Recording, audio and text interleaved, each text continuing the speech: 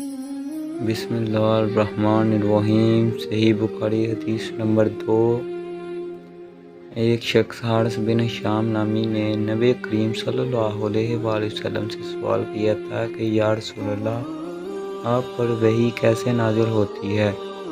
آپ صلی اللہ علیہ وآلہ وسلم نے فرمایا کہ وحی نازل ہوتے وقت کبھی مجھ کو گھنٹی کی سی آواز محسوس ہوتی ہے اور وحی کی یہ کیفیت مجھ پر بہت شاہ گزرتی ہے۔